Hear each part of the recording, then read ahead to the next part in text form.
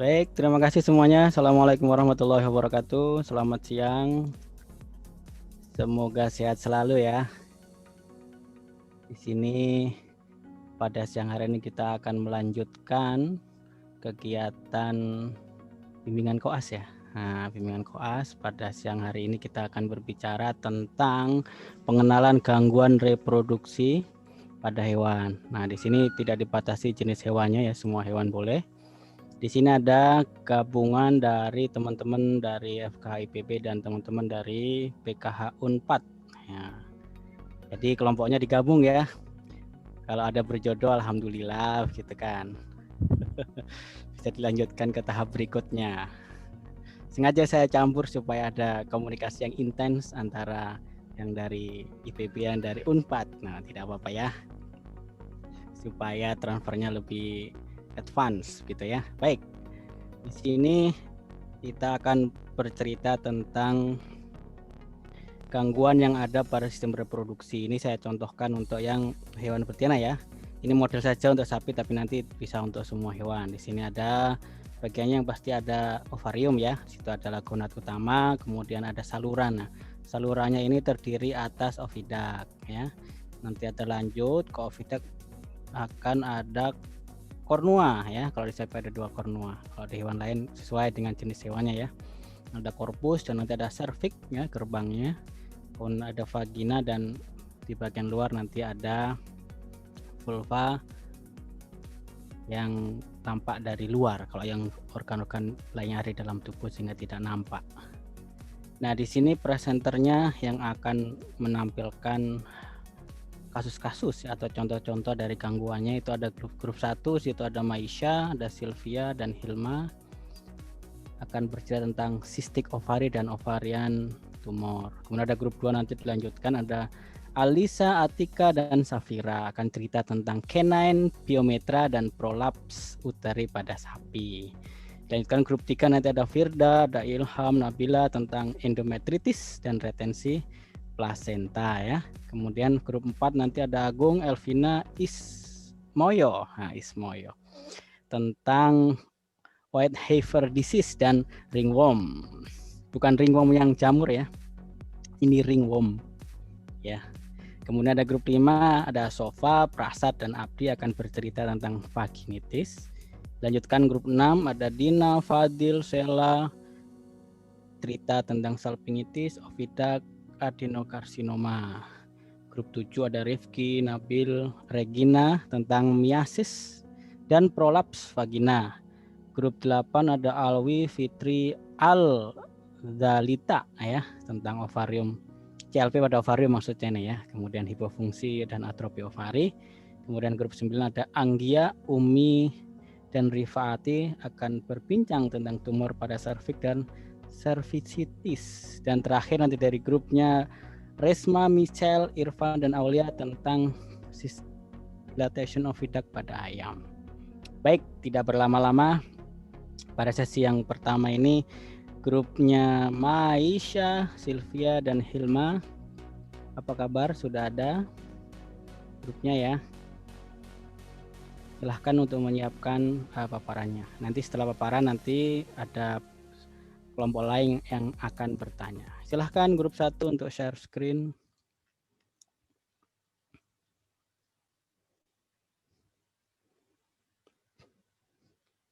Grup 1, Maisha ada? Halo Maisha. Ya dokter, akan Sylvia yang presenting dok. Oke, Sylvia ada? Ada dok. Kameranya Sylvia.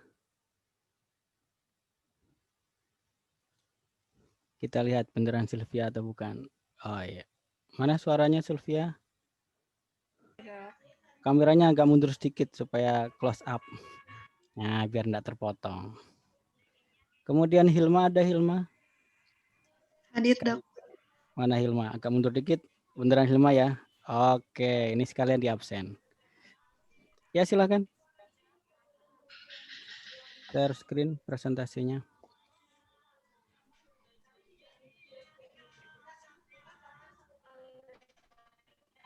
Sudah terlihat dok. Oke, sudah nampak. Silakan di slideshow.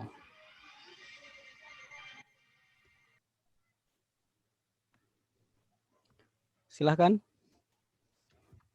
Assalamualaikum warahmatullahi wabarakatuh. Waalaikumsalam.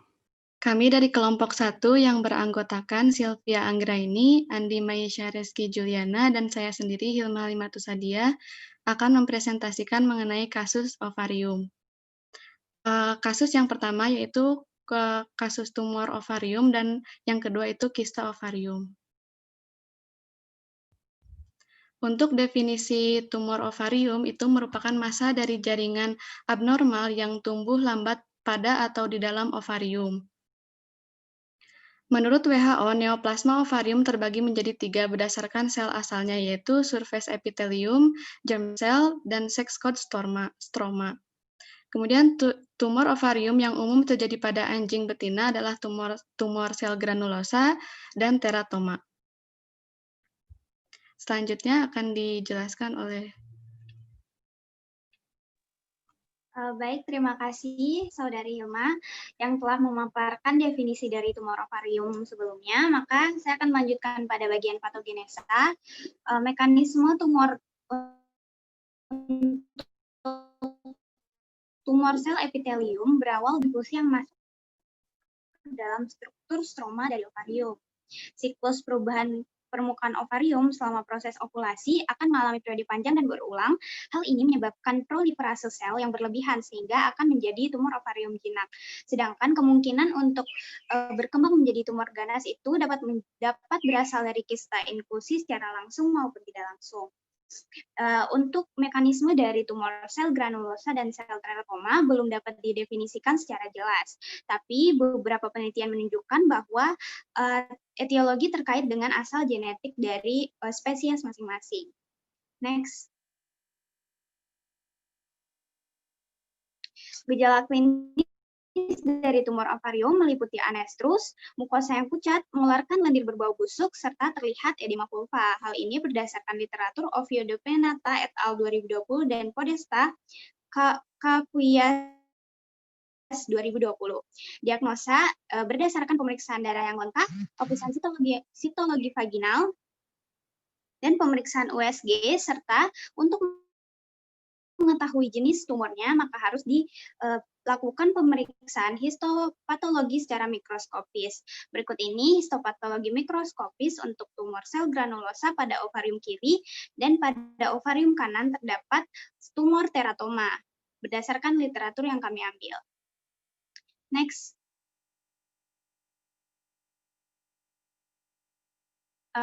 Untuk pengobatan dari tumor ovarium dilakukan treatment ovariohisterektomi.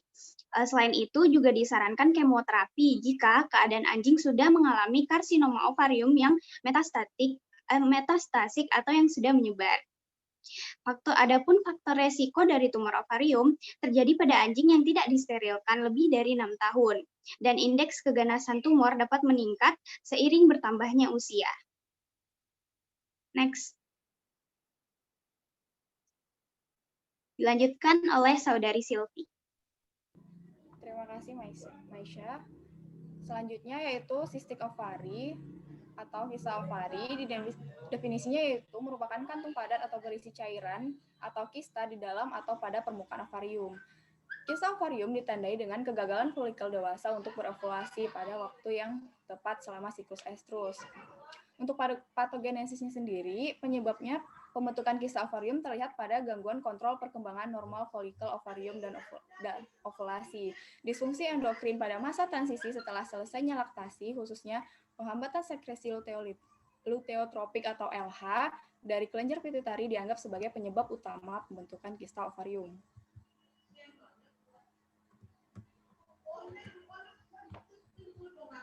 Nah, gejala klinis yang sering terjadi yaitu anestrus selama periode postpartum baik dengan kista folikel atau luteal. Interval estrus tidak teratur, nymphomania, relaksasi ligamen panggul, dan maskulinisasi dapat dilihat selama masa menyusui. Untuk diagnosisnya dapat dilakukan dengan palpasi rektal, ultrasonografi, deteksi konsentrasi progesteron. Untuk pengobatannya yaitu pemulihan secara spontan atau dapat diberikan dengan GnRH dan HCG. Apabila terdapat kista luteal, maka dapat diberikan dengan PGF2 alfa. dan juga dapat dilakukan aspirasi dengan menggunakan jarum. Sekian presentasi dari kami, kembalikan kepada Dr. Ulo. Baik, terima kasih. Silahkan, yang lain wajib ada pertanyaan, ya. Cuma dibatasi hanya ada 2 pertanyaan. Silahkan. Izin bertanya, dokter. Iya, Resma, silahkan. Baik, terima kasih atas kesempatannya. Saya ingin bertanya mengenai cistik ovarium tadi. Disebutkan ada cistik kista luteal dalam bentuk luteal sama folikuler. Itu bisa dijelaskan bagaimana perbedaannya? Terima kasih. Ya, silahkan. Kelompok 1, Maisa, Sylvia, atau Hilma, silahkan.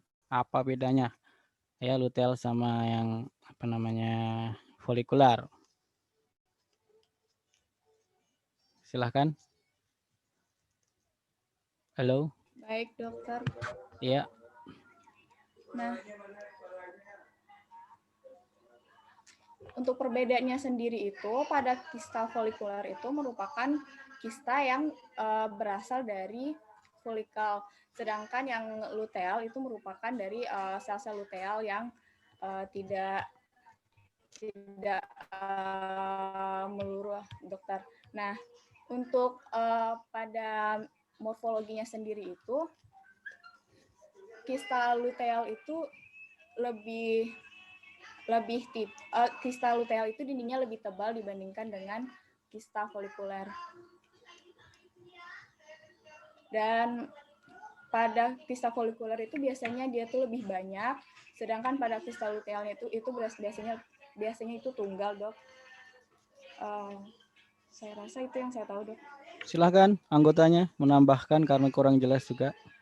Memang apa tebal tipisnya seperti apa? Apakah ada hasil pemeriksaannya yang bisa tampak dari misalkan tadi dikatakan harus pakai USG atau swab, itu apa yang dilihat dari alat diagnosa penunjangnya tidak tampil di presentasi ya? Bisa dijelaskan supaya pertanyaan bisa terjawab.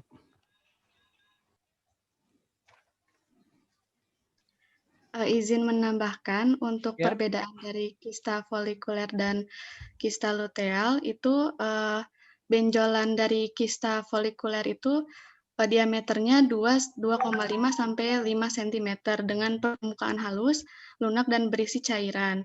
Pada folikel, kalau untuk kista luteal itu dia ada cairan pada bagian lutealnya. Kemudian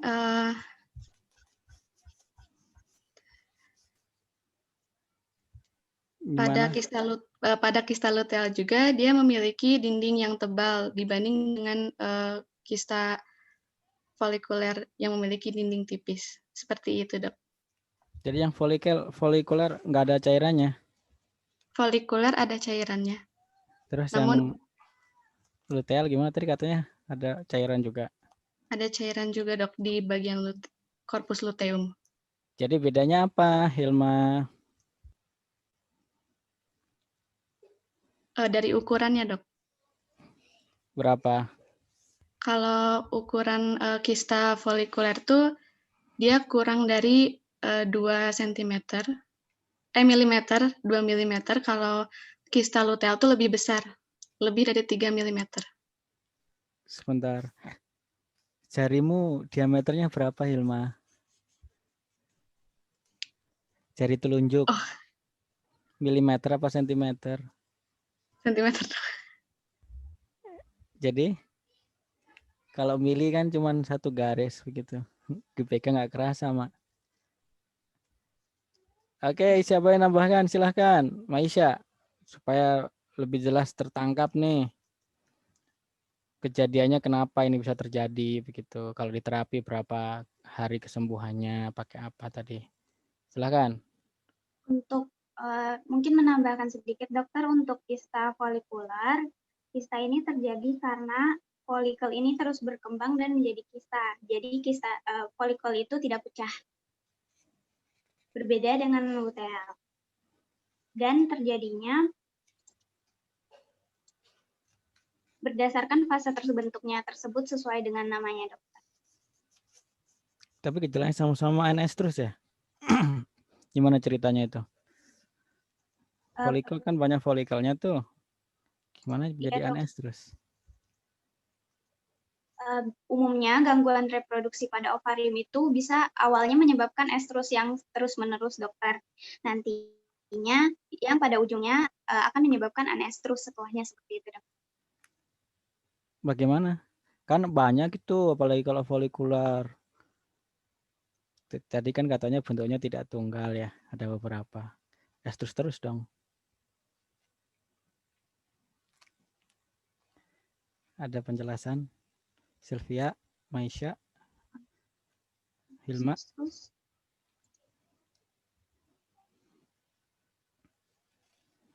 Tidak bisa menjawab. Oke, baik. Kita lanjutkan ke pertanyaan berikutnya. Jadi pertanyaan tidak dijawab nanti silahkan dibuat jawabannya ya. Secara tertulis dengan sumbernya. Kita lanjutkan ke pertanyaan berikutnya yang kedua. Terima kasih grup pertama Maisha, Sylvia, dan Hilma. Grup kedua silahkan share screen. Terima kasih, dokter. Alisha, Atika, Safira. Alisha ada? Alisha. Baik, sebentar dok, akan saya share. Iya. Ya dok. Mana Alisha? Halo Alisha. Ini dok. Dok. Oh ya, oke. Oh Zen maksudnya. Oke, Atika Iya, ada dok. Atika. Atika. Ada dokter.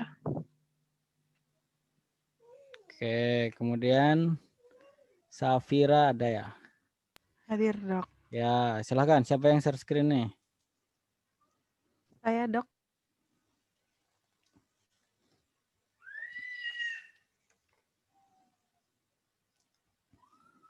Silahkan. Slideshow, silahkan dipresentasikan.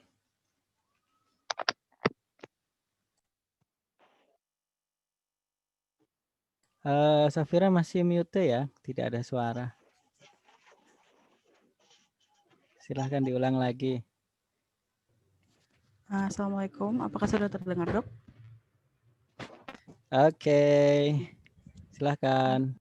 Assalamualaikum warahmatullahi wabarakatuh. Selamat siang kepada Dr. Ulum dan teman-teman koas sekalian.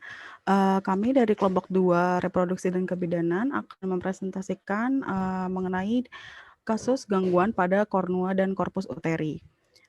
Kelompok 2 ini terdiri dari Alisa Zain, Atika Saraswati, dan juga saya Safira Zailarasati. Yang pertama, kasus yang akan kami jelaskan adalah piometra pada anjing German Shepherd. Kami rujuk dari jurnal Biswas et al. Pada tahun 2012, dan kasus ini pertama akan dijelaskan definisi dan kausannya. Definisi dari piometra, piometra ini terdiri dari dua kata Latin, yaitu pio yang artinya pus atau nanah, dan juga metra yang artinya uterus. Sehingga piometra dapat diartikan sebagai infeksi yang terjadi pada uterus yang disertai dengan pembentukan pus di dalamnya. Untuk kausa dari kasus piometra ini disebabkan oleh tingginya kadar hormon progesteron dan juga adanya infeksi bakteri. Yang banyak dilaporkan pada kasus piometra 90%-nya adalah bakteri Escherichia coli. Selanjutnya untuk gejala klinis dan diagnosis akan dijelaskan oleh saudari Alisa Zain. Baiklah, terima kasih. Untuk gejala klinis yang muncul pada anjing ini adalah murung, lemas, perasaan tidak nyaman. Kemudian pada vagina keluar discharge sanguinus purulent. Anjing ini terus menjilati vaginanya. Kemudian berdasarkan pemeriksaan klinisnya normal, hanya keluar vaginal discharge. Kemudian pemeriksaan labnya dari WBC count-nya 65% dengan menandakan adanya infeksi. Baik, Saf, next.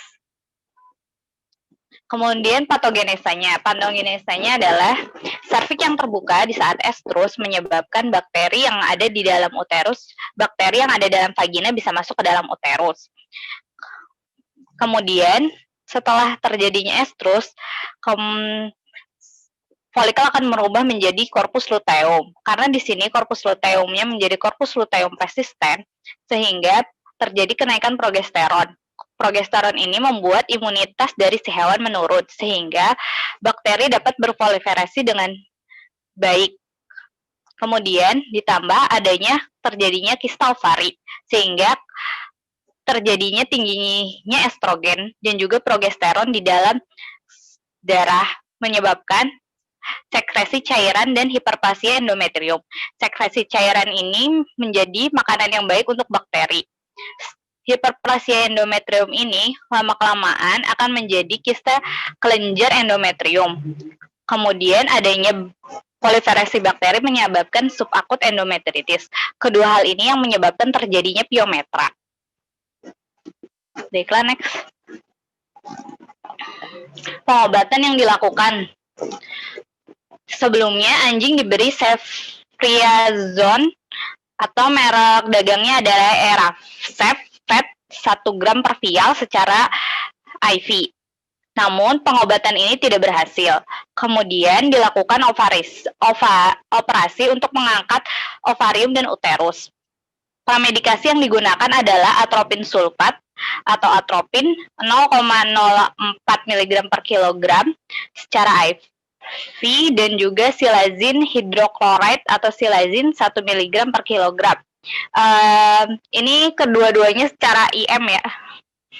Bukan yang atropin juga secara IM.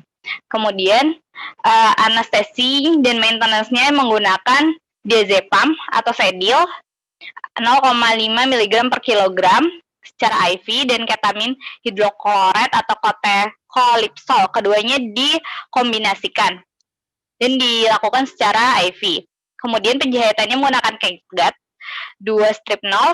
Kemudian selama operasi diberikan dextrosalim 5% secara IV, kemudian post operasinya diberikan obat yaitu ceftriaxone atau Cefat sebanyak 1 gram per vial secara IV selama 7 hari, kemudian ketoprofen atau merek dagangnya adalah Ketofram selama 3 hari secara per oral. Next. Nah, hasil yang didapatkan adalah gambar yang paling kiri merupakan gambaran dari ovarium yang telah diambil. Dari situ terlihat adanya discharge sanguinopurulen discharge. Kemudian dari gambaran endometriumnya terlihat bahwa dinding endometrium itu bergelombang dan tidak rata. Juga adanya kista-kista dari kelenjar endometrial. Kemudian pada gambar yang paling kanan, pada ovarium kiri terjadi kista ovari dan juga corpus luteum persistent. Kemudian yang kanan juga ada corpus luteum persistent. Kemudian untuk histologinya, pada permukaan mukosanya terjadi ulcerasi dan difus hemoragi. Kemudian kista endometrium hiperplasia dapat dilihat pada gambar yang ditunjukkan dengan kode C. Itu adalah kelenjar endometrium yang mengalami hiperplasia dan menjadi kista. Kemudian pada gambar yang paling kanan itu adalah infiltrasi sel radang neutrofil limfosit. Juga ada ekstraksi dari eritrosit. Baik, saya kembalikan ke moderator Safira. Baik, terima kasih Saudari Alisa Zain. Selanjutnya untuk kasus prolapsus uteri yang terjadi pada sapi crossbred. Kasus ini kami ambil dari artikel jurnal yang ditulis oleh Kumar dan Yasota pada tahun 2015. Yang pertama, saya akan menjelaskan mengenai definisi dan kausanya terlebih dahulu. Untuk definisi dari prolaps uteri adalah satu kejadian pada saat uterus melipat lalu menonjol keluar dari vagina. Prolaps uteri ini merupakan komplikasi yang dapat terjadi pada beberapa jam postpartus atau setelah kelahiran terjadi. Kausa atau penyebab dari prolaps uteri ini antara lain dapat disebabkan oleh tonus uteri yang buruk atau bahkan atoni, kemudian retensio plasenta dan juga hipokalsemia pada induknya. Kemudian yang selanjutnya signalment, anamnesis dan pemeriksaan akan saya serahkan kepada Atika Saraswati untuk menjelaskannya. Baiklah, pada kasus ini sapi yang mengalami prolapsus yaitu sapi crossbreed dengan kebuntingan yang kelima. Dia mengalami parturisi yang normal, kemudian 8 jam kemudian plasentanya keluar normal dan massa uterusnya keluar. Setelah dilakukannya pemeriksaan fisik didapatkan bahwa suhu tubuhnya meningkat yaitu 39,9 derajat Celcius, kemudian heart rate-nya meningkat 126 kali per menit, respiratory rate-nya juga meningkat yaitu 79 kali per menit, kemudian massa uterus yang prolaps itu bengkak, ada nekrotik dan terkontaminasi oleh kotoran dan serpihan benda. Lanjut. Berikut adalah patogenesis dari prolapsus uteri. Pada kasus ini disebabkan oleh hipokalsemia sehingga tonus otot dari uterus itu melemah. Karena tonusnya melemah, uterus menjadi kendor sehingga terlipat ke dalam, kemudian dinding uterusnya akan bergerak ke arah inlet pelvis atau ke arah fetus keluar. Kemudian saat sapi melakukan perejanan, uterus akan terdorong keluar. Lanjut. Berikut adalah penanganan yang dilakukan. Yang pertama itu dilakukan anestesi epidural dengan menggunakan lignocaine 10 ml pada sacrococcygeal vertebra yang pertama, kemudian ditunggu selama 10 menit untuk melihat hasil efek dari anestesinya.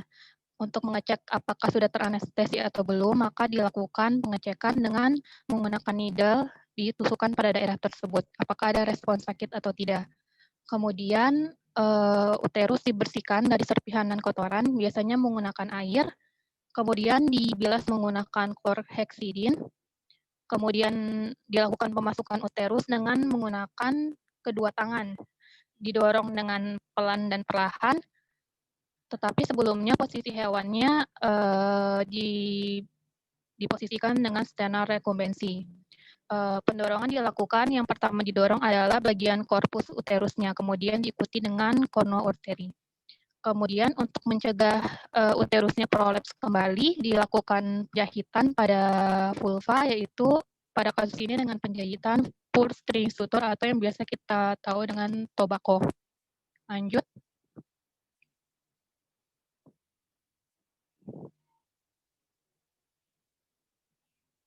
Kemudian adalah pengobatan pasca penjahitan, yaitu pemberian antibiotik yang diberikan adalah ceftiofur dengan dosis 2 mg per kilogram melalui intramuskular selama 3 hari.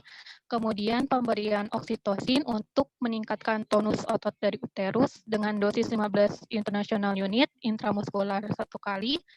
Kemudian pemberian meloxicam sebagai antiinflamasi dan analgesik dengan dosis 15 ml secara intramuskular selama 3 hari.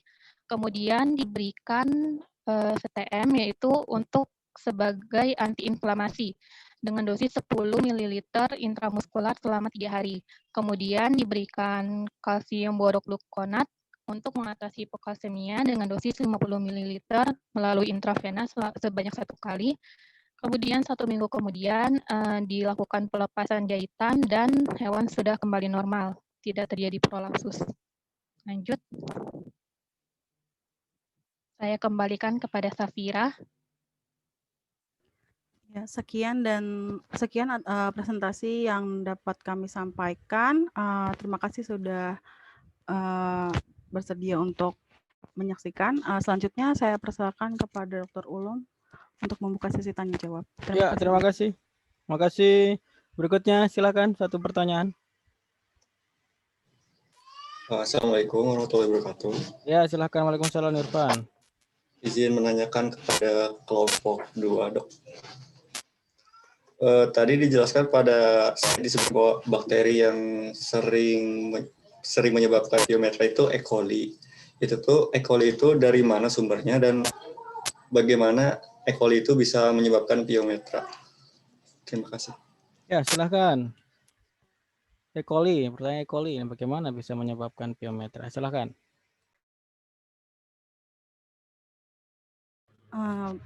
Saudara Ivan, terima kasih atas pertanyaannya. Saya akan coba untuk menjawab. Tadi yang sudah ditulis itu untuk penyebab pyometra adalah Escherichia coli karena seperti yang kita tahu, Escherichia coli itu merupakan flora normal yang ditemukan di saluran pencernaan dari suatu individu hewan. Nah, kemudian pada saat feses keluar, di feses itu tersebut juga mengandung Escherichia coli. Nah, pada kasus pyometra ini yang menurut yang saya baca kemungkinan Escherichia coli-nya berasal dari kontaminasi feses, baik secara langsung dari individu hewan yang tidak terjaga higienitasnya ataupun dari lingkungannya. Nah, kemudian Escherichia coli tersebut mengontaminasi organ reproduksi luar dari hewan tersebut, misalnya di vulva. Nah, kemudian pada saat estrus, serviks hewan itu dapat jadi terbuka. Apabila bakteri kontaminan tadi, si Escherichia coli-nya itu berproliferasi, dia bisa masuk dan berpindah melalui vagina dan kemudian tiba di uterus. Nah, kemudian pada kasus pyometra ini ditambah dengan kondisi yang optimal untuk bakteri Escherichia coli ini bertumbuh, yaitu dengan adanya tinggi hormon progesteron itu akan menurunkan imunitas, jadi dia tidak ada yang melawan lagi di uterusnya. Kemudian meningkatnya sekresi cairan endometrium sehingga itu bisa menjadi nutrisi bagi bakterinya, dan juga pada saat tingginya progesteron itu dari Corpus luteum persistennya, dia akan serviksnya itu menutup sehingga bakteri tidak bisa dikeluarkan oleh uterus hewan yang terinfeksi. Seperti itu. Apakah sudah terjawab dengan jelas, Saudara Irfan? Ya, baik, terima kasih atas penjelasannya, Kak Safira. Oke, jadi bagaimana ceritanya E. coli bisa menjadi pus? Nah, biasanya kan bakteri-bakteri pyogenes kan ya, yang ada pus. Kalau E. coli ini macam mana ceritanya? Silahkan dijelaskan, Safira, Tika, Alicia. Apakah single bakterial atau multi bakterial pada kasus yang diceritakan tadi? Silahkan.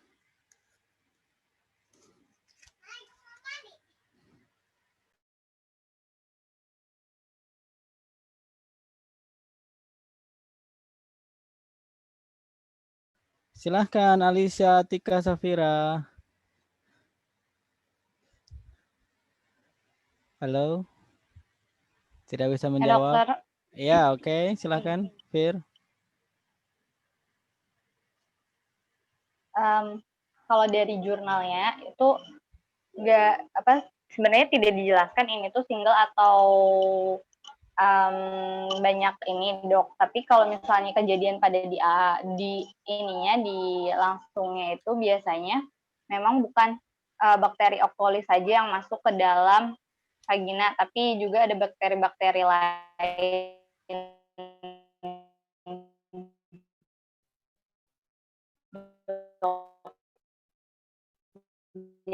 Jadi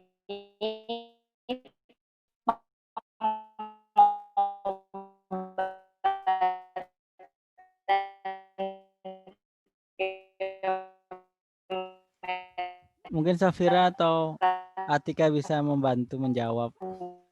Sepertinya Zen sinyalnya mantul. Baik, Dok. Akan coba saya jelaskan. Untuk tadi seperti yang sudah dijelaskan oleh Alisa, menggunakan untuk bakteri menggunakan.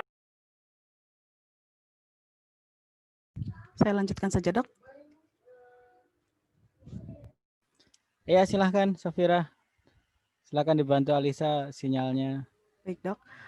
Untuk Escherichia coli dan hubungannya dengan pembentukan pus, seperti yang tadi Alisa sudah jelaskan, itu dia tidak disebutkan apakah penyebabnya hanya E. coli saja atau ada yang lain. Tetapi mungkin jika melihat dari sifat E. coli, bakteri ini dapat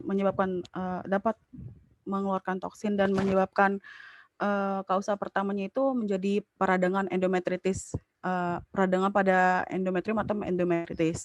Kemudian kemungkinan bakteri lainnya itu yang pembentuk pus itu bisa masuk lagi, dan sehingga setelah itu pus bisa terbentuk dan di uterus tersebut bisa menjadi pyometra seperti itu, Dok. Nah, mungkin tadi yang saya kurang tambahkan 90%-nya itu mungkin infeksi pertamanya itu dari E. coli seperti itu, Dok. Oke, baik. Terima kasih. Kita lanjutkan presenter grup ketiga. Silahkan di stop share screen-nya. Grup 3 silahkan Firda, Ilham, dan Nabila tentang endometritis. Firda Baik, ada, Firda? Hadir, Dok. Oke, ada. Kemudian Ilham. Hadir, Dok. Ya, silahkan disiapkan presentasinya sembari saya mengabsen. Nabila. Hadir, Baik, Dok. Izin share screen. Oke.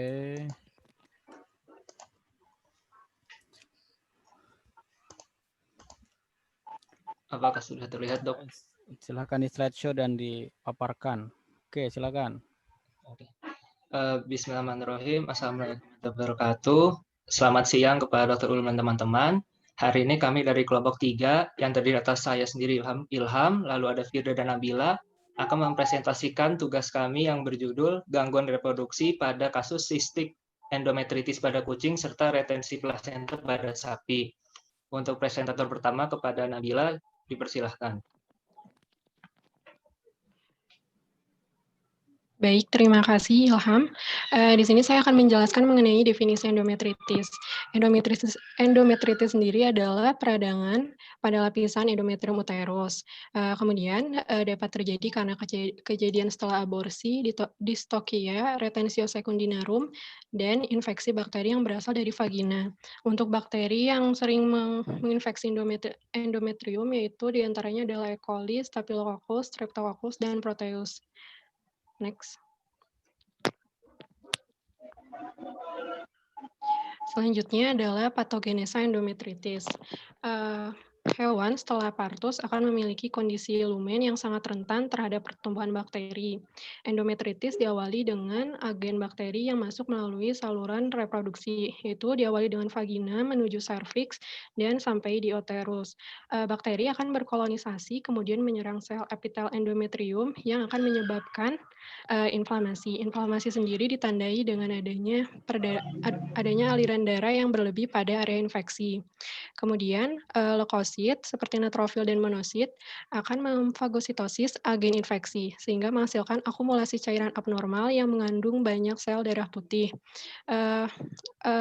Cairan ini akan tertampung di uterus, lama-kelamaan akan sampai di vagina, sehingga didapatkan gejala klinis yaitu adanya leleran pada vagina. Terima kasih. Selanjutnya, saya kembalikan kepada Ilham. Baiklah, kemudian saya akan melanjutkan penjelasan dari Nabila, yaitu tentang kasus ini kami ambil dari tinjauan kasus. Sinyalemennya adalah dilakukan kucing yang bernama Zubaidah, memiliki ras Persia dan berjenis kelamin betina. Kucing tersebut memiliki rambut hitam, berumur 1 tahun, dan bobot badan sekitar 2,4 kg. Kemudian anamnesa atau riwayat dari kucing ini adalah berdasarkan keterangan pemilik, kucing tersebut mulai mengeluarkan leleran putih kental atau leukorea atau disebut istilah keputihan dan tidak berbau dari vagina. Nah, kemudian perilaku kucing tersebut juga dia sering menjilati vaginanya. Kemudian menurut penuturan pemilik juga, kucing pernah dikawinkan saat birahi pertama namun tidak mengalami kebuntingan. Kemudian nafsu makan kucing turun dan kucing juga belum pernah divaksin serta belum diberi obat kencing. Pada pemeriksaan klinis, berdasarkan pemeriksaan umum dan ronde, kucing ini memiliki suhu tubuh 38,6 derajat Celcius, respiratory rate sekitar 52 kali per menit, heart rate 149 kali per menit, frekuensi pulsus 135 kali per menit, capillary refill time atau CRT di bawah 2 detik, dan pada pemeriksaan klinis pada area urogenital terperiksa adanya leleran putih atau leukorea pada area tersebut. Pada pemeriksaan yang lain, kondisi umum tubuh kucing terlihat normal. Berikutnya. Oke, berikutnya untuk gejala klinis yang teramati ialah nafsu makan yang menurun, leleran putih kentalan vagina yang tidak berbau, sering menjilati vagina, serta nyeri perut saat ditekan. Gambar ini menunjukkan adanya lereng putih yang teramati. Untuk diagnosisnya sendiri dilakukan melalui 3 cara, itu dengan pemeriksaan hematologi, ultrasonografi, dan histopatologi. Untuk hematologi dihasilkan bahwa kucing menderita eosinofilia. Nah, untuk ultrasonografinya ini ada di sebelah kanan, jadi ini view-nya dorsal rekumbensi.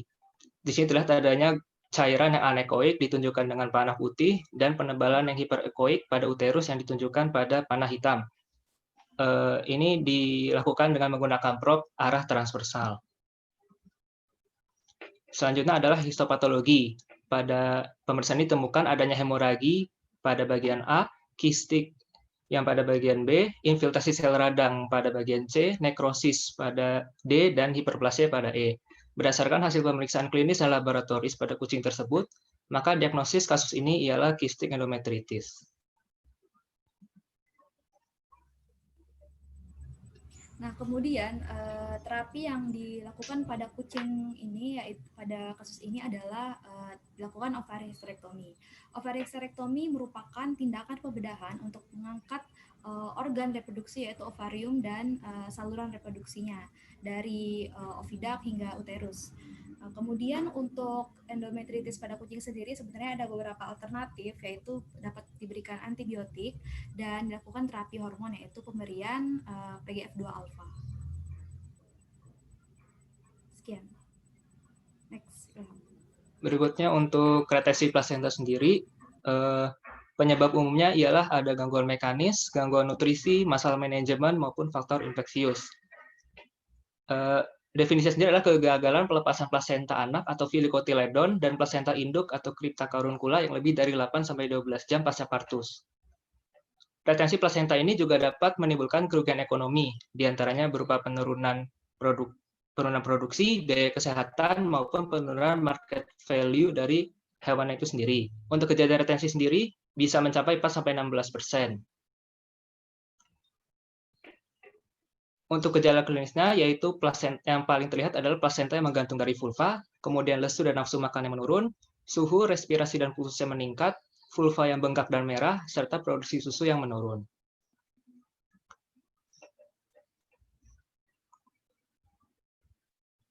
Kemudian adalah patogenesa dari kejadian retensio plasenta pada sapi. Nah, ketika fetus keluar atau ketika terjadi partus, maka fetus keluar dan seharusnya korda umbilikalis putus. Sehingga tidak ada vaskularisasi darah terhadap uterus. Nah, tidak adanya vaskularisasi ini akan menyebabkan fili fetal, yaitu kotiledon akan mengkerut dan akibatnya, dan juga tadi tidak ada vaskularisasi darah menyebabkan kripta karunkula pada maternal akan mengalami dilatasi, sehingga akan menyebabkan filikotiledon itu akan lepas dari kripta karunkula. Nah, pada kejadian retensi plasenta ini, pemisahan atau pelepasan kotiledon dan karunkula ini mengalami gangguan, sehingga masih terjadi pertautan. Next.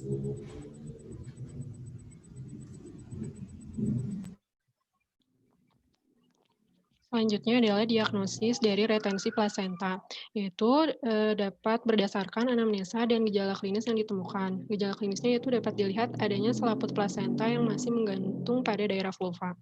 Next.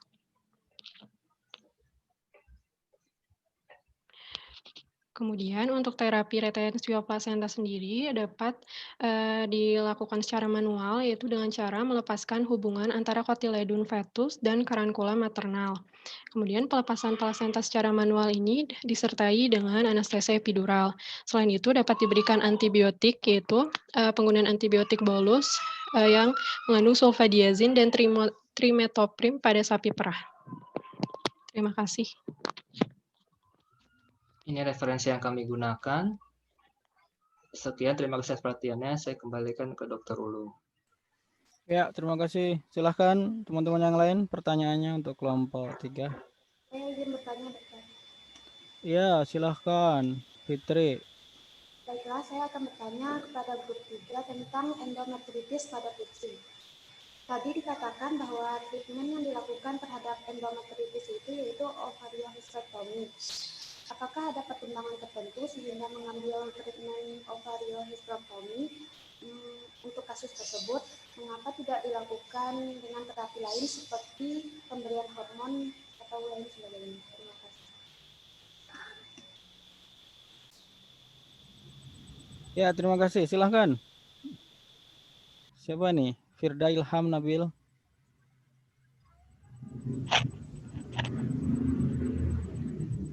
Mau menjawab, Dok. Kenapa dilakukan ovariohysterectomy? Yaitu salah satunya adalah karena dengan dilakukannya OH, maka penyakit endometritisnya ini tidak terulang kembali. Dan menurut jurnal yang saya baca, terapi hormon ini tidak menyembuhkan secara sempurna begitu. Masih ada kemungkinan untuk terulang lagi begitu. Mungkin teman-teman yang lain bisa menambahkan. Saya ingin menambah. Silakan Ilham dulu. Saya ingin menambahkan sedikit ya.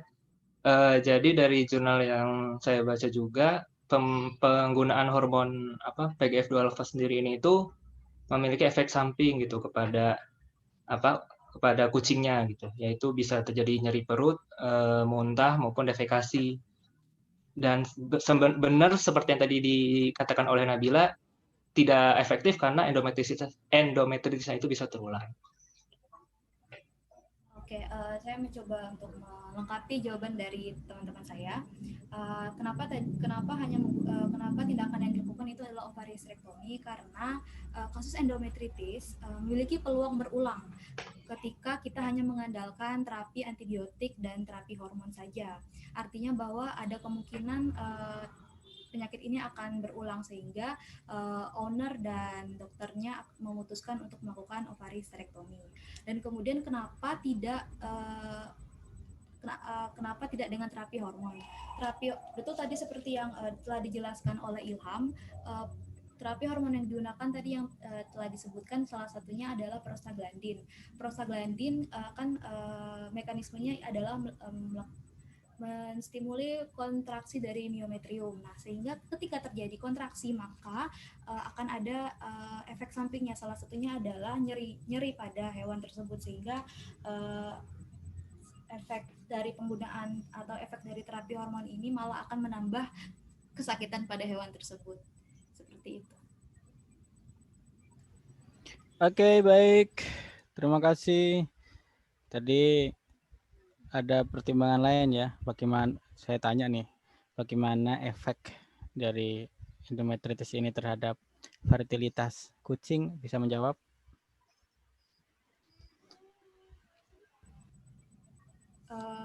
Saya mencoba menjawab, Dok. Yang saya baca, kalau telah terjadi kejadian endometritis pada kucing, peluang untuk infertilitas pada kucing sangat besar, sehingga itu menjadi salah satu pertimbangan dilakukannya ovariohysterectomy. Bisa dijelaskan kenapanya begitu? Dari fertilitas apa yang menyebabkan dia tidak bisa fertil lagi? Atau kecil fertilitasnya? Silakan.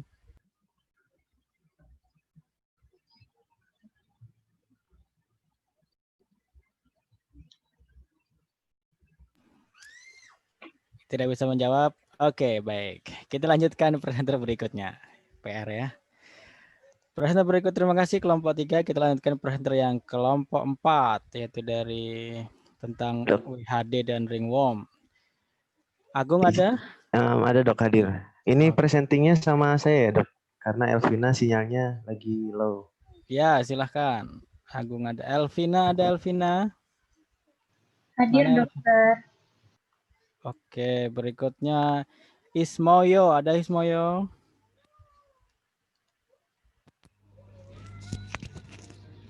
Hadir, Dok.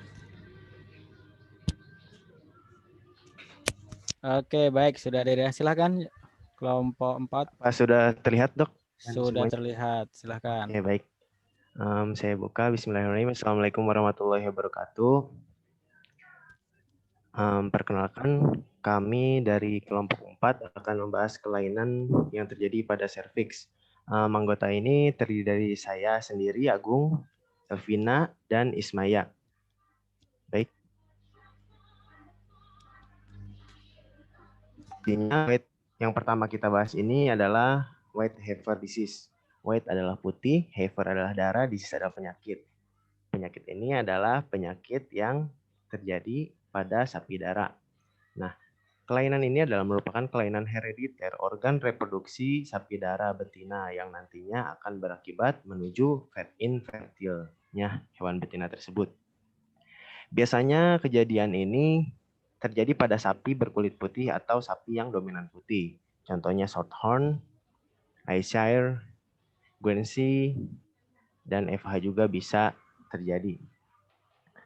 Nah, patogenesanya ini disebabkan oleh, jadi ada terpaparnya satu gen resesif yang bertautan dengan gen dari Shorthorn breed. Ini biasanya disebut dengan white gen. Nah, gen ini nantinya akan menginduksi dan mempengaruhi perkembangan dari ductus mullerian yang nantinya akan menghasilkan infertil. Perlu semuanya ketahui juga. Jadi ductus mullerian ini tuh seharusnya berkembang.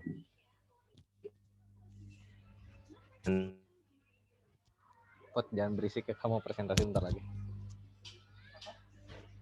Jangan di-on-in sih, ini kamu presentasi bentar lagi.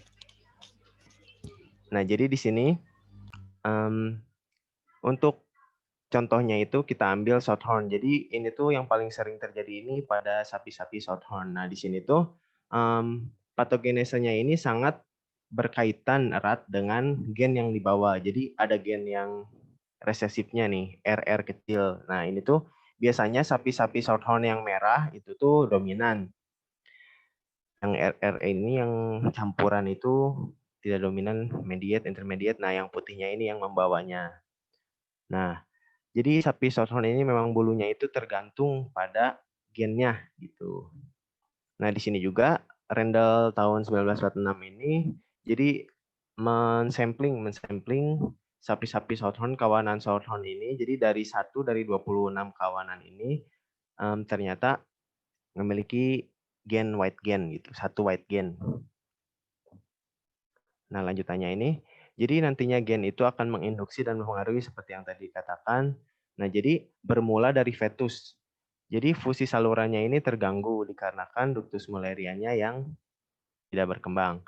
Nah, ini jadi ketika rom dikawinkan dengan rom, nah di sini akan menghasilkan 30% white, di mana white ini adalah gen pembawa dari white heifer disease. Ini potensinya. Nah, jadi darah hasil kawin yang nantinya itu white Shorthorn dan yang rom itu tuh bakal berpotensi lebih white heifer disease gitu, yang white. Nah, jadi kemungkinan kelainan ini pada sapi darah ini jadi akan meningkat ketika indukannya itu kawin atau memiliki kontak dengan gen resesif white gen tersebut. Baik, dilanjutkan. Baik, terima kasih Agung. Di sini saya coba untuk melanjutkan mengenai gejala klinis yang akan muncul. Yang pertama itu hewan akan menunjukkan anestrus atau siklus estusnya juga bisa abnormal. Kemudian hewan akan menunjukkan hymen persisten. Kemudian pada secara anatomis vagina, serviks, dan tanduk uterus tidak jelas. Itu bisa aplatis komplit atau pada umumnya parsial. Kemudian bisa ditemukan juga temuan klinis yaitu uterus didelphis atau uterus ganda. Selanjutnya untuk diagnosisnya sendiri bisa dari anamnesa di mana tadi hewan akan menunjukkan anestrus atau siklus estrus abnormal. Kemudian dari pemeriksaan fisik bisa dengan palpasi transrektal. Kemudian dapat juga didiagnosis dengan menggunakan vaginoskop dan dengan ultrasonografi. Selanjutnya, untuk terapi dari white heifer disease ini sebenarnya tidak ada karena ini adalah penyakit yang bersifat herediter atau dia defeknya sudah terjadi sejak kongenital. Maka biasanya untuk penanganannya dilakukan kawin atau di akhir. Selanjutnya adalah kasus gangguan reproduksi pada cervix uteri, yaitu ringworm.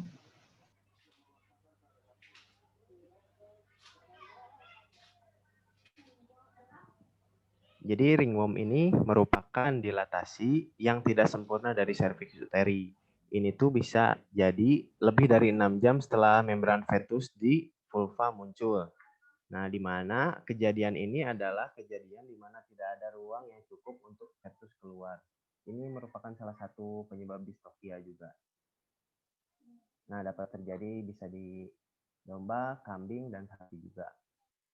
Nah, kan sering terjadinya pada mulai dari kanan atas itu Dorset horn, yang kedua yang sebelah kiri Suffolk, lalu sapi South Devon, Leicester, dan domba half-breed. Nah, untuk patogenesanya ini sendiri biasanya terjadi untuk induk domba atau induk hewan yang multivara, lebih dari satu anaknya. Nah, keseimbangan hormon ini juga sangat berpengaruh. Stres sebelum melahirkan, dan juga defisiensi nutrisi, khususnya kalsium. Nah, kurangnya exercise, dan juga penanganan postpartus sebelumnya yang buruk dan tidak baik, di mana serviksnya ini tidak dapat meregang secara normal untuk partus selanjutnya. Baik, dilanjutkan oleh Ismaya. Terima kasih Agung. Di sini saya akan menunjukkan gejala klinisnya, di mana untuk hewan yang mengalami ringworm ini, dia tidak akan menunjukkan gejala klinis yang berarti, namun ada beberapa yang dapat dilihat, yaitu pertama penurunan dari nafsu makan, kemudian secara anatomis ligamentum pada pelvis tidak relaksasi, dan yang paling sering adalah hewan akan mengalami distokia atau kesulitan melahirkan karena jalan keluar untuk hewan janin tersebut tidak dapat berkontraksi. Kemudian dapat terjadi stillbirth dan juga abortus. Kemudian untuk diagnosis sendiri dapat dilakukan dengan dua cara. Yang pertama yaitu dengan palpasi vagina dengan menggunakan 2 jari, dan dengan menggunakan ultrasonografi, di mana ketika pemeriksaan ultrasonografi terdapat fetus hidup, namun fetus tersebut tidak dapat dikeluarkan oleh si induknya. Terapi yang dapat diberikan pada saat kasus ringworm ini pertama yaitu dilatasi serviks secara manual. Jadi untuk kasus ringworm biasanya baru diketahui ketika hewan tersebut akan partus. Jadi kalau tidak dilakukan pemeriksaan secara detail secara rutin, maka tidak akan ketahuan kalau si hewan tersebut mengalami ringworm. Yang pertama ini adalah dilatasi serviks manual, jadi dilakukan jadi seperti palpasi pada rektal, namun ini tujuannya untuk melakukan ini palpasi vagina secara dengan jari, jadi serviksnya itu akan dibuka dengan memberikan rangsangan. Nah, itu biasanya dilakukan selama 30 menit. Kalau misalnya sudah lebih dari 30 menit, biasanya baru diberikan obat seperti preparat kalsium boroglukonat, kemudian estradiol benzoat, dan prostaglandin. Tapi kalau untuk mendekati partus daripada fetusnya itu mengalami abortus, jadi sebaiknya langsung dilakukan sesar.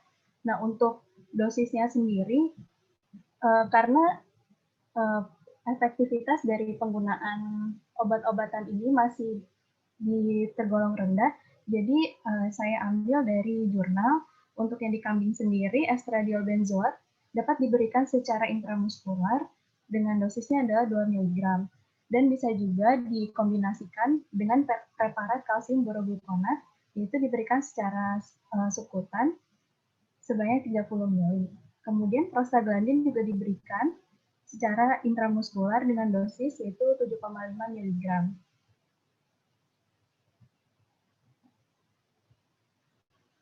Sekian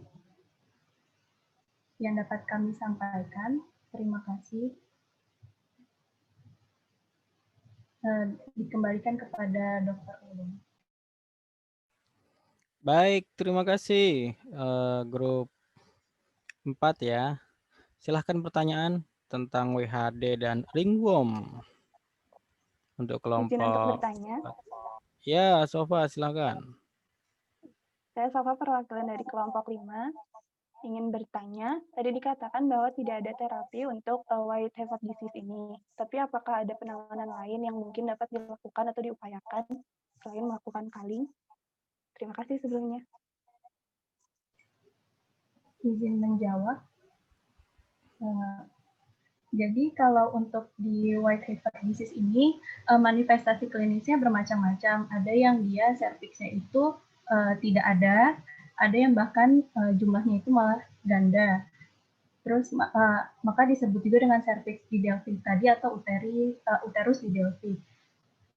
Jadi penanganannya itu memang sebaiknya akhir karena tidak bisa dilakukan. Kalaupun dia akan digunakan produksi kan juga tidak bisa gitu. Namun ada juga yang tadi gejala klinisnya itu himennya persisten atau kontraksi dari si himennya itu terlalu kuat. Nah itu bisa dilakukan tindakan bedah untuk memperluas dari si himennya itu. Seperti itu. Oke, jadi nggak ada obatnya ya. Ini kan kecacatan ya istilahnya. Oke, baik. Jadi kalau tadi ringworm itu masuk kesulitan melahirkan dari faktor yang mana? Bisa dijelaskan? Karena ada 2 faktor ya secara umum. Silahkan. Izin menjawab. Jadi kalau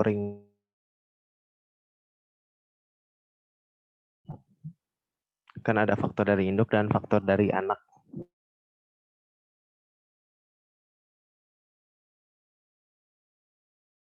Nggak ada suaranya, silahkan. Cek. Ya, silakan Gung. Coba sudah yang ada. lugas menjawabnya, silakan. Ada 2.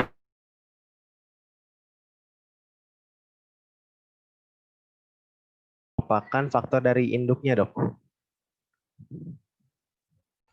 Oke, baik. Dari induk ya. Terima kasih, Agung. Oke, baik. Terima kasih kelompok 4. Kita lanjutkan ke grup 5. Kelompoknya Sofa, Prah, dan Abdi. Sofa, ada Sofa? Sambil menyiapkan presentasinya dari Prasad, silahkan. Sofa ada? Hadir, Dok. Kameranya nggak nampak, Sofa. Mohon maaf, saya menggunakan 2 perangkat, Dok. Izin karena gangguan sinyal. Oh, ya, oke. Prasad ada? Ada, Dok. Betul ini Prasad ya. Oke, Abdi ada, Abdi? Ada, Dok. Oke, silakan Prasad. Iya, PowerPoint-nya. yang presentnya Abdi, Dok. Oh, Abdi ya. Silakan disiapkan share screen.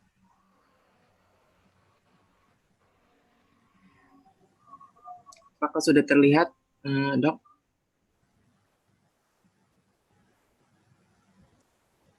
Belum.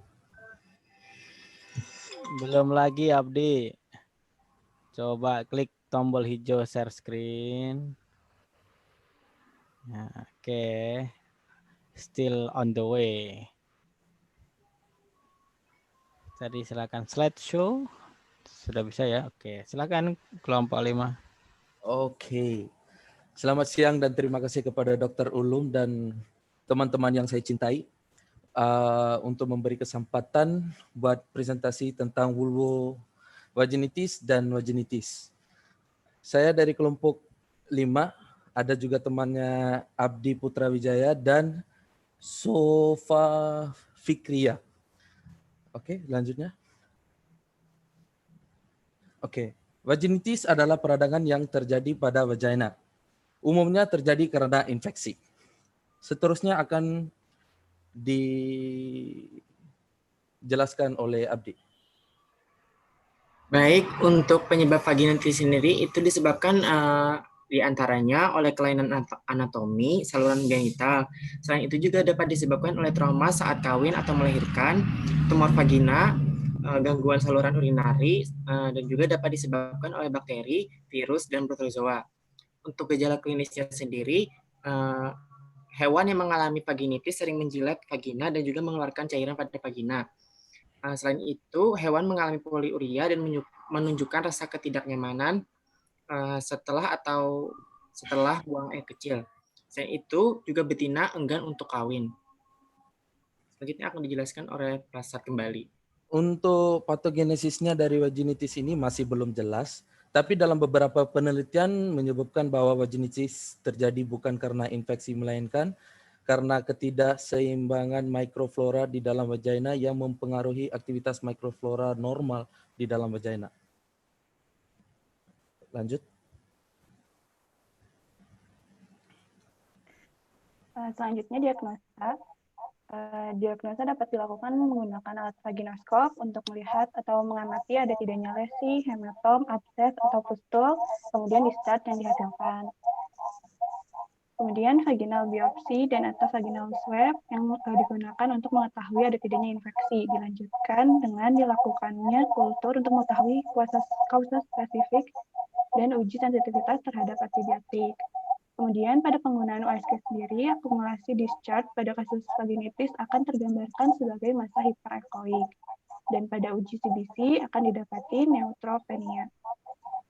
Sementara terapi yang dapat digunakan, yang pertama adalah vaginal cleaning, di mana kebersihan dari vagina merupakan kunci utama dari terapi vaginitis. Seperti dilakukan flashing pada vagina menggunakan salin steril atau larutan antiseptik steril lain yang dilakukan secara berkala. Kemudian dapat digunakan antibiotik. Di antaranya dapat menggunakan amoxicillin, ampicillin, trimethoprim, dan lain sebagainya. Antibiotik ini tentunya dilakukan atau diberikan dengan pertimbangan. Kemudian pemberian probiotik secara peroral dan pada kasus kronis yang parah dapat dilakukan vaginektomi. Selanjutnya saya kembalikan kepada Prasad. Oke. Untuk vulvovaginitisnya ini sebenarnya definisinya hampir sama seperti vaginitis, cuman bedanya itu karena untuk vulvovaginitis ini peradangan yang terjadinya pada vulva dan vagina. Kondisi ini dapat disebabkan oleh berbagai hal dan penanganannya pun harus disesuaikan dengan penyebabnya tersebut. Lanjut. Penyebabnya sendiri itu dapat disebabkan oleh beberapa faktor, diantaranya bakteri, virus, fungi, dan juga dapat disebabkan oleh trauma.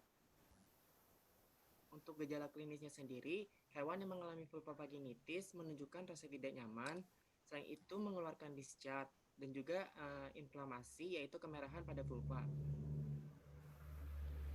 Untuk patogenesanya akan dilanjutkan oleh Prasad.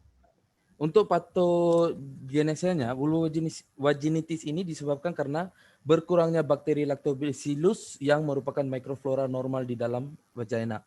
Vulvovaginitis ini terjadi dikarenakan agen dan atau faktor penyebab peradangan menembus lapisan mukosa vagina atau vulva sehingga menyebabkan inflamasi. Sel inflamasi yang berperan yaitu sel polimorfonuklear dan makrofag. Lanjut.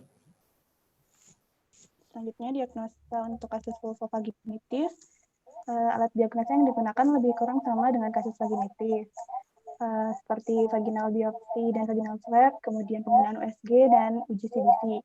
Yang membedakan adalah pada pemeriksaan fisik akan tampak vulva yang membengkak.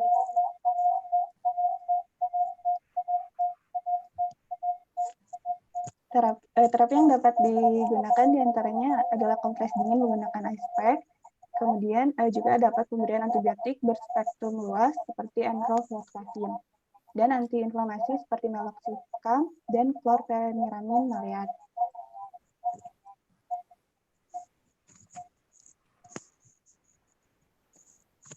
Ya, sekian presentasi dari kelompok 5. Terima kasih atas perhatiannya. Gitu. Baik, terima kasih kelompok 5. Sofa salah satu speakernya mesti dimatikan supaya tidak back sound. Jadi suaranya bergema masuk ke dalam. Baik, mangga Dokter Septi. Silahkan, mohon maaf ini saya lanjut. Ya, silakan teman-teman yang lain dari grup yang lain untuk bertanya terkait dengan vaginitis dan vulvovaginitis. Dok, saya ingin bertanya. Ya. Perkenalkan, saya perwakilan dari kelompok 8. Saya ingin bertanya, tadi disebutkan bahwa penggunaan antibiotik itu dengan ada pertimbangannya. Apa pertimbangan penggunaan antibiotik dalam pengobatan vaginitis? Lalu agen apa saja yang sering menyebabkan vaginitis? Terima kasih. Silahkan, kelompok 5. Izin untuk menjawab. Ya, Sofa, silakan. Sebenarnya pada beberapa literatur yang kami temukan dikatakan bahwa kasus dari vulva vaginitis dan vaginitis ini memang tidak disarankan menggunakan antibiotik, mengingat akan mempengaruhi flora normal dari vagina, seperti yang telah disampaikan oleh Prasad sebelumnya mengenai patogenesa dari vaginitis itu sendiri. Namun, pemberian antibiotik tetap menjadi pilihan untuk mencegah terjadinya infeksi sekunder seperti berlanjut kepada organ reproduksi lebih dalam atau bahkan sepsis.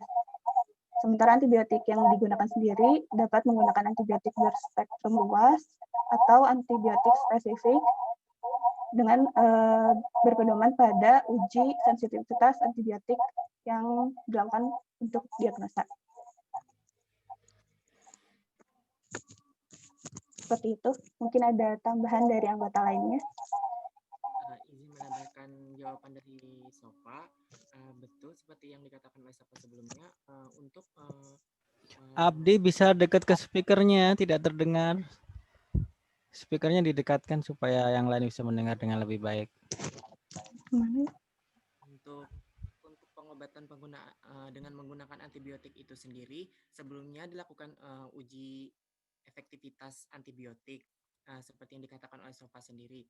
Jadi dalam uji itu dilakukan kultur vagina, kemudian dilakukan uji dari beberapa antibiotik. Nah, apabila dari uji tersebut terlihat uji antibiotik yang baik, maka dapat digunakan antibiotik tersebut.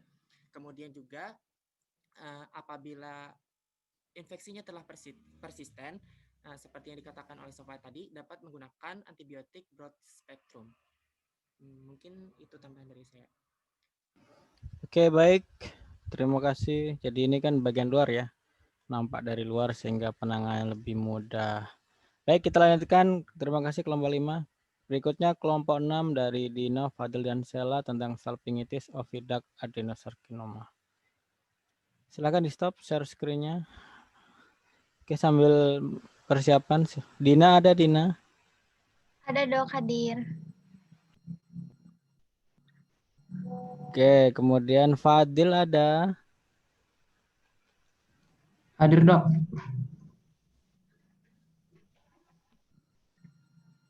Kemudian Sela ada? Hadir, Dokter. Apakah sudah terlihat, Dok? Oke, sudah, tinggal di slideshow, Din.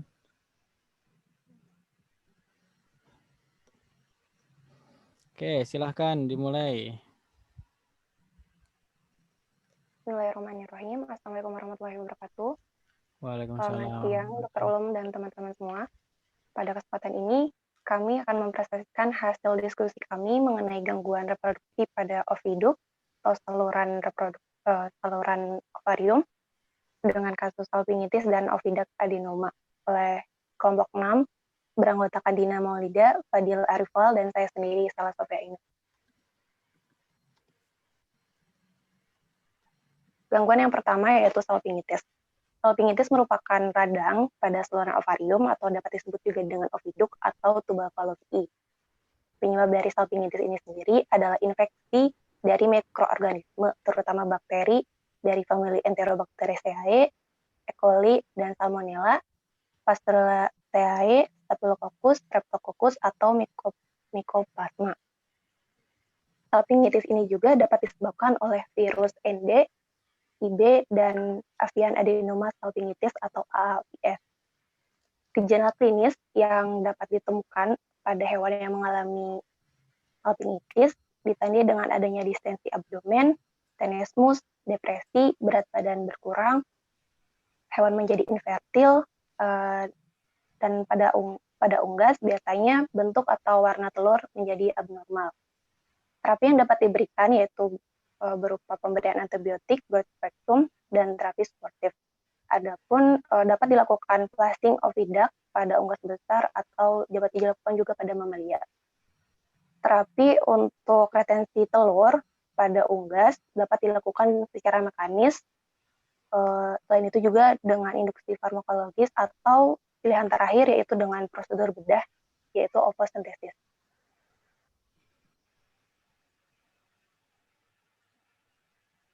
Kasus yang kami ambil yaitu kejadian salpingitis pada burung elang Microcarpus semitorquatus dengan sinyalemen betina umurnya 10 tahun, memiliki berat badan 900 gram. Elang ini merupakan satwa dikonservasi di Puerto Iguar, Argentina. Hasil PE pada elang ini menunjukkan adanya kesulitan bernapas serta adanya suara ikutan saat bernapas.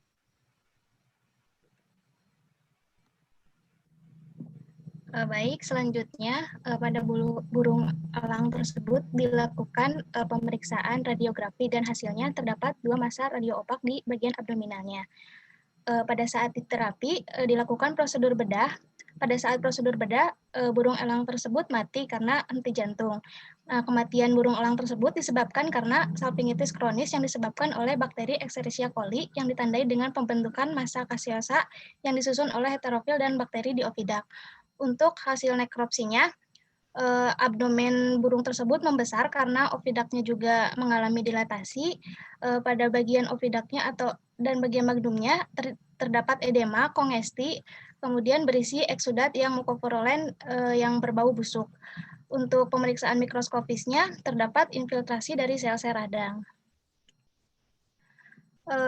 Case yang kedua yaitu uterine tube adenoma, di mana uterine tube itu merupakan struktur tubular yang berliku-liku yang menghubungkan antara ovarium dan uterus. Adenoma merupakan tumor jinak dan adenoma tersebut merupakan neoplasma epitel dan mesenkim dari uterin tersebut jarang ditemukan pada hewan peliharaan kecuali pada ayam. Nah, pada studi kasus yang akan kami bahas terjadi adenoma pada anjing yang akan dijelaskan oleh Saudara Fadil.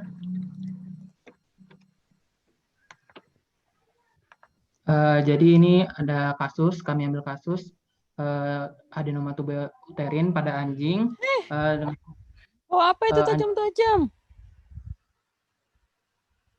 Anjing betina usia 14 tahun, rasnya campuran dengan riwayat klinis pembesaran di bagian abdominal. Menurut pemilik anjing mengalami siklus estrus yang teratur, tetapi tidak pernah mengalami kembuntingan. Nah, pemeriksaannya itu dilakukan pemeriksaan klinis, diketahui bahwa kondisi tubuh hewannya baik, mukosa mulut dan vaginanya merah muda, serta suhu tubuhnya normal. Kemudian dilakukan juga pemeriksaan penunjang seperti USG. Nah, pada USG tersebut ditemui bahwa ada massa anekoik sebesar 12 kali 20 cm yang terdapat di bagian kaudal sinistra dari ruang abdominal. Kemudian dilakukan diagnosa. Diagnosanya dilakukan dengan berdasarkan pemeriksaan klinis, pemeriksaan USG, dan juga dilakukan pemeriksaan imunohistokimia serta ultra imunohistokimia. Kemudian tindakan yang dilakukan yaitu dilakukan laparotomi dan diikuti dengan ovariohysterektomi dan massanya dihilangkan. Lanjut. Berikut gambaran patologi dari si uterine tube-nya, dia membesar. Kemudian dikelilingi oleh bursanya itu membesar. Lanjut. Berikut ini gambar dari uji imunohistokimianya. Neoplasmanya terdiri di atas epitel yang terbentuk struktur piliform. Proyeksi neoplasma dibatasi oleh satu lapis sel kolumnar bersilia berdiferensiasi dengan sel kuboid dan didukung oleh stroma fibrovaskular yang padat. Sel-sel neoplastik epitel menunjukkan hasil positif imunoreaktivitas terhadap sitokeratin dan vimentin. Lanjut. Nah, neoplasma pada kasus ini berupa pembesaran massa papiliform yang dikelilingi oleh bursa ovarium yang besar sehingga sebagian besar ini mengisi ruang abdominalnya. Anjing dengan neoplasma enterontop ini tidak memiliki gejala klinis seperti yang dijelaskan pada kasus tersebut. Satu-satunya gejala klinis yang dapat diamati itu pembesaran abdominalnya. Walaupun ada gejala klinis, biasanya pada umumnya gejala klinis yang terjadi pada adenoma ini yaitu berupa adanya asites akibat kompresi viscera, pembuluh darah, dan limfatik.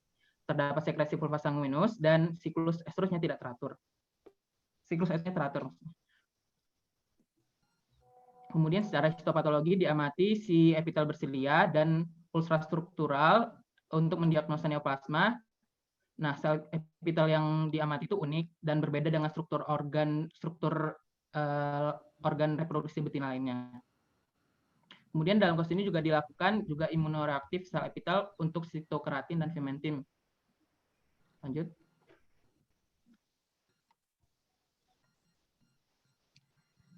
Baik, terima kasih kepada Saudara Fadil. Saya kembalikan kepada Dr. Ulum. Terima kasih grup 6. Silakan yang lain untuk pertanyaan untuk grup ini tentang salpingitis dan karsinoma. Ya, Umi. Ya, tadi kan dijelaskan salpingitis pada unggas.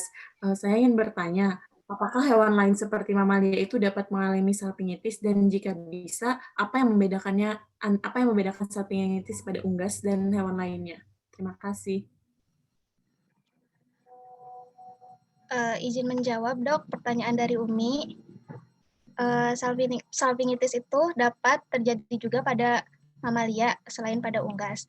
Namun pada mamalia sebelumnya salpingitis ini terjadi pada kasus endometritis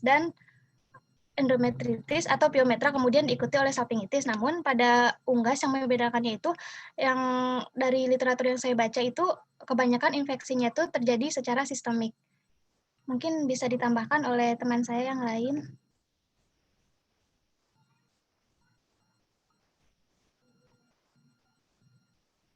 Izin menambahkan, Dok, untuk kausanya sendiri pada unggas itu biasanya disebabkan oleh bakteri E. coli, Salmonella, kemudian Mycoplasma gallisepticum, dan Pastorella. Mungkin yang membedakannya salpingitis pada mamalia dan unggas, kalau di unggas itu dia kan menghasilkan telur, nah telurnya itu jadi abnormal gitu. Kalau di mamalia kan tidak menghasilkan telur.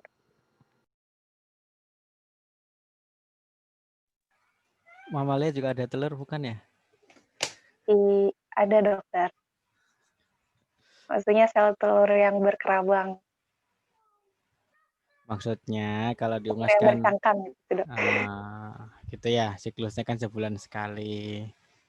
Kalau yang tergantung hewannya ya, kalau di ayam kan setiap hari bertelur, gitu kali ya? Ya, kira-kira begitu, Dokter. Gitu ya. Jadi ini kejadiannya sudah mati ya, yang di Falcon. Baik, terima kasih. Mungkin ada yang belum jelas, silahkan. Pertanyaan terakhir. Selain dari Umi, tidak ada. Kalau tidak ada, pertemuan siang ini kita cukupkan dulu ya. Ya, silahkan. Baik, Dok, terima kasih. Oke, baik. Jadi sudah tidak ada pertanyaan. Kita lanjutkan besok siang ya, bersamaan dengan presentasi kasus. Karena waktunya tidak cukup, jadi nanti teman-teman bisa istirahat sebelum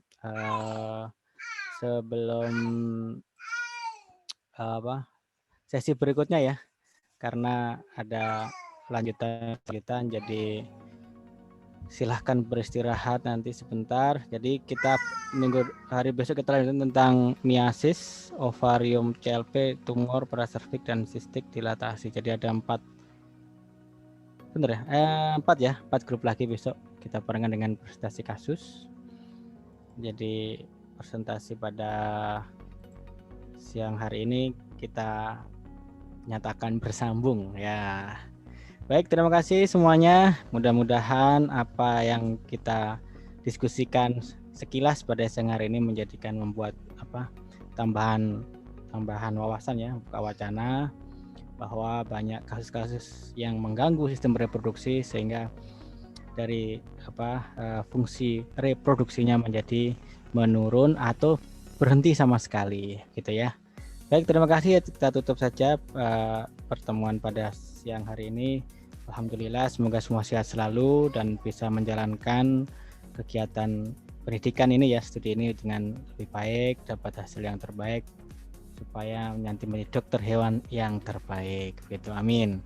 Jaga kesehatan semuanya. Terima kasih. Selamat siang. Assalamualaikum warahmatullahi wabarakatuh. Sampai jumpa besok siang. Waalaikumsalam Terima kasih, Dok. Terima kasih, Dok. Terima kasih, dokter. Terima kasih semuanya. Saya tutup dalam 1, 2, 3, 4, 5. Bye-bye.